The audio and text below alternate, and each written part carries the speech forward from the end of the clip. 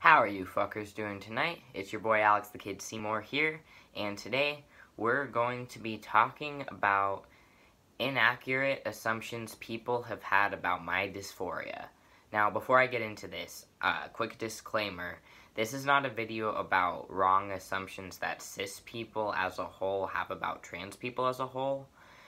This is a video about assumptions that humans, both cis and trans alike, have had about me, Alex the Kid, and my dysphoria that are not accurate to my experience.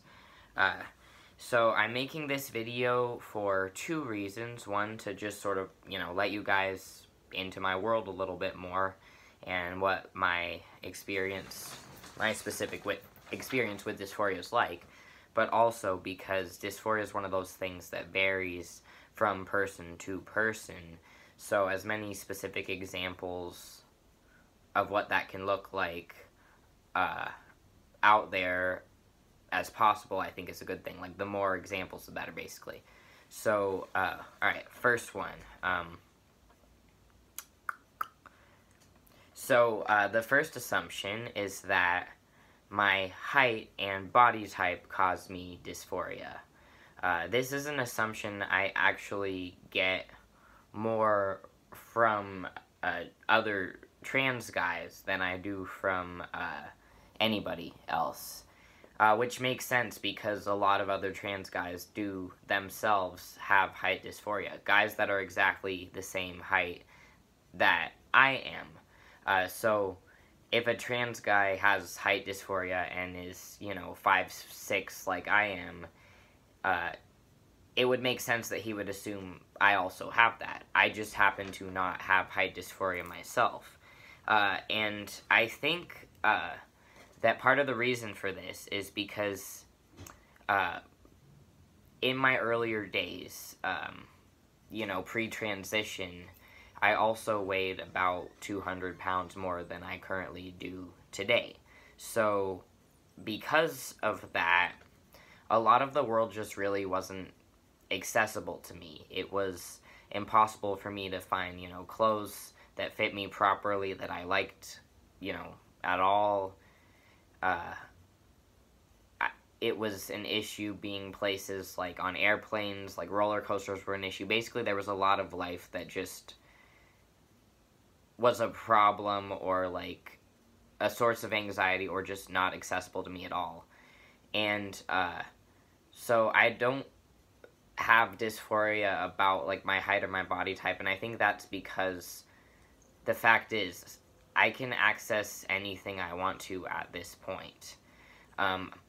Like, my shirt size is a men's small. My pant size is a 30 waist, 30 inseam.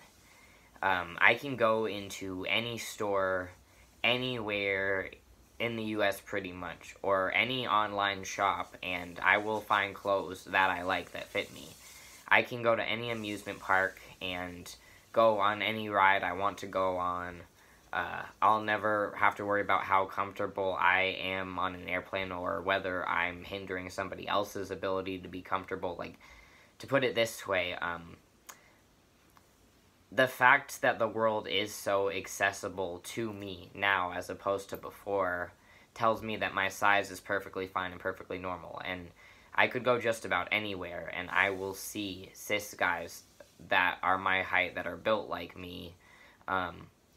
So I don't have dysphoria from that because I feel like this is not an area where I'm actually different than cis guys, because there's enough cis guys out there that are my size that it's just not really an issue for me. And like, yeah, if somebody gave me the option to be taller and said, like, take this pill and you can be taller, I don't even know that I actually would want to do that, because I have a lot of friends that are a lot taller than I am, and the number of times I see them, trip over things or, like, have to duck down when they enter a place, like, the fact of the matter is, the world is built for a certain size, both height-wise and weight-wise and smaller, and then people who get bigger than that have trouble accessing it. And the low point is, well, to put it this way, there is a low point, but for instance, like, there are people that, like, are too small, too short to be able to ride on certain amusement park rides. And, like, I probably would have height dysphoria if that was where I was at, but that's not where I'm at, so I don't. And it's just not really something that I think about very often, because I don't see it as this amazingly different thing from, like, a cis experience. Alright, so number 2. People assume that my pre-transition content does not cause me dysphoria. Now, this assumption comes more from cis people, to be honest. And the reason I think people make this assumption is because my content is still up. I could have removed it, but I didn't, and I never will. But I don't engage directly with that content. Like, I don't spend time watching my old videos, just in general. Like, the only time I really think about my old videos is when somebody comments on a video of mine from, like, a couple of years ago now. Then, like, I'll think about whatever video they commented on. But the reason I keep those videos there is because I did all of this publicly. You know, I transitioned publicly, my, weight changed publicly, like, all of that stuff happened in public. So I'm not going to just take it down as if it didn't, because the fact of the matter is, I look and feel so radically different than I did a couple of years ago that, I want people to be able to see this me, this version of me now, the versions of me, that will come in the future. And, like, I want people to be able to see the journey I went on that brought me to today. Mostly, for the sake of, trans people that are, like, just in the process of coming out or figuring it out. Like, basically, it's okay to have publicly stated one thing about yourself before you were ready to come out and then realize that that wasn't right, as long as you acknowledge that that wasn't right. Like, so the content I made before my transition, like, that was where I felt comfortable making content at that time, but that wasn't really me. This is me, but that... it's hard to finish the thought, but to put it, I guess the simplest way to put it is, inevitably, that version of me had to have existed in order for this version of me to exist. So I'm not just going to pretend that all of that stuff that was out there before is just gone now, because most people don't transition in public. Most people don't have all of this content from before as well as after. Most people aren't able to provide that kind of comparison, so I want to do that. But at the same time, if I were to engage directly with my old content and, like, watch one of my old videos, hear that, old voice, hear some of the things I used to say, it is cringy. But it's cringy in the same way that, like, I think it's cringy for most people to, like, look at stuff that they wrote in their journal or whatever when they were, like, 12, 13, 14. Like, previous versions of us tend to be cringy, and the cringe factor for me just comes with a side of dysphoria, because that's just my life, Okay, alright. Assumption number 3, that I don't have bottom dysphoria.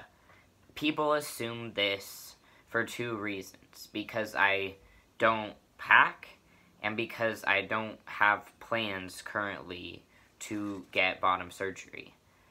But, I still do, despite these things, I still do have bottom dysphoria. It's just that my bottom dysphoria, to put it this way, alright, so packing just doesn't really help me. Like, yes, it creates the image of something being there, but I still know that there's a foreign object there. I still feel that foreign object there, and, so the only time I really will do that is when I'm going somewhere where I'm not sure how trans-friendly the environment is. Basically, I'll only do that if I'm trying to go stealth, and I'm wearing tight pants. But even then, more often than not, I won't be wearing pants that are that tight. Like, I would be more likely to be wearing, you know, more loose-fitting pants, or whatever, either way. So, basically, I don't pack because packing in and of itself actually is a dysphoria trigger, ironically enough. But you see, that's exactly why I'm making this video, because packing is a thing that hugely helps so many trans guys, and it hugely does not help me. And then as for bottom surgery, the particular bottom surgeries that they have for trans guys currently, the metoidioplasty and the phalloplasty, as it stands, financially, without insurance covering it, it costs around $1 million either way. And the recovery time takes about a year. So, to put it this way, my dysphoria is not bad enough to be worth that. However, if in the future new technologies emerge for bottom surgery where it is more financially accessible and the recovery time is not as intense and, you know, the risk factor as a whole is not as high, then at that point that would, you know, that would change things. It's just where I stand now with the options I have. That's just not for me right now. Okay, oh yeah, and I had, the other thing regarding that, I haven't really talked about this on this channel too much yet, or at all really, but, I did have, my full hysterectomy on the last day of January, so, all of those organs on the inside are gone, and my biggest source of bottom dysphoria overall was always those internal organs, because I didn't like thinking of what would happen to them if I missed, you know, a dose or two of testosterone and certain things began happening, or like, I just didn't like the idea of my body being able to perform certain functions. So that was a huge source of dysphoria for me. But in addition to that, like, I was having the menopause symptoms, you know, the telltale signs that those organs were starting to malfunction. And, when, like there comes a certain point, basically, where the testosterone in your system overtakes those estrogen-producing organs and starts to basically kill them, essentially. Now, this doesn't happen always, but it happens often. So, basically, I reached the point where the testosterone in my body pretty much bullied those estrogen-producing organs out of a job, so to speak. So then I got them removed because they were damaged goods that caused me dysphoria, basically. So there was no reason to have them there. So a big source of my bottom dysphoria has been relieved by that. But, like I said, I'm still waiting to see what new technologies as far as bottom surgery will emerge in my lifetime. Okay, and number 4, and this is the biggest one that comes up, mostly from cis people, sometimes from trans people, but this is just the one that comes up far and away the most in my life. The idea that doing feminine activities makes me dysphoric. Nope. Because I firmly believe that activities, the idea of activities being feminine or masculine, that's something that socially we created. It's not really inherent. People will, you know, go back to the idea of caveman days and, you know, protecting children versus, like, yes, biologically there is something to that. That's not what I'm talking about here. I'm talking about things that didn't exist back then. Like, the idea, for instance, that pink is for girls and blue is for boys, that, you know, sports are for boys and dolls are for girls. That kind of thing is arbitrary, because these are modern inventions, these are modern ideas. Like, these aren't, there's no biological basis to these in and of themselves. It's really just about what are you into. Like, so the vast majority of humans on the planet like some things that are generally seen as feminine and some things that are generally seen as masculine. Like, that's just most people. And yet we just have this idea in our heads that we keep perpetuating because of this culture-wide insecurity, that, like, there are rules to that sort of thing that just are arbitrary.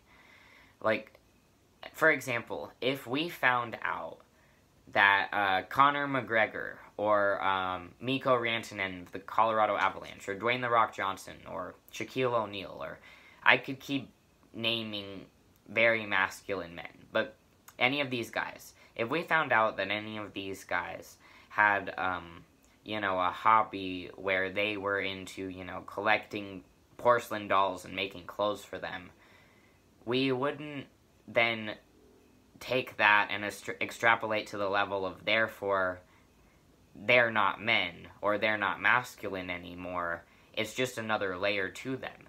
And chances are, if a person's going to judge them for that and see them as less of a man, that's a problem with their own security.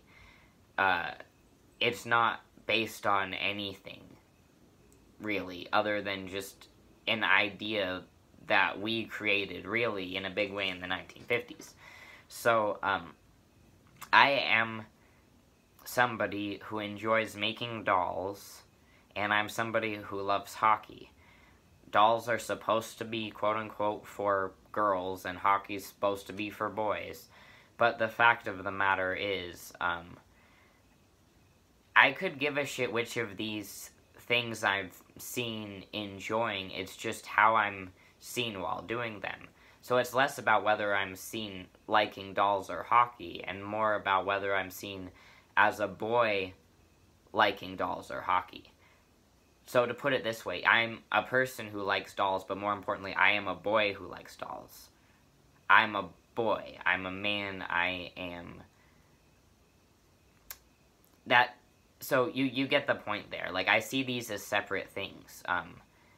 It's all about whether I'm being seen as a guy or not, and less about what activities I'm being seen doing, and doing things that are supposed to be for girls. Like, I've always liked dolls, even, you know, when I was a kid, like, before transitioning, like, that's always been a part of my life. Same with hockey, same with the Three Stooges. Like, I grew up with things that were both quote-unquote for boys and quote-unquote for girls. So I've never, and like most of the people, I believe, in the world honestly think this way, whether they're willing to acknowledge it or not.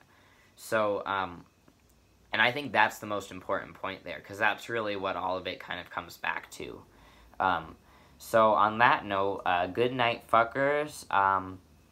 Now, if you want to, I'll invite you to, in the comments, anything that is an assumption people have made about your dysphoria, if you have it, that is wrong, or assumptions people have made about you in general that are not quite accurate to your experience, based on whatever. I'm curious about this, so, food for thought. Good night, fuckers.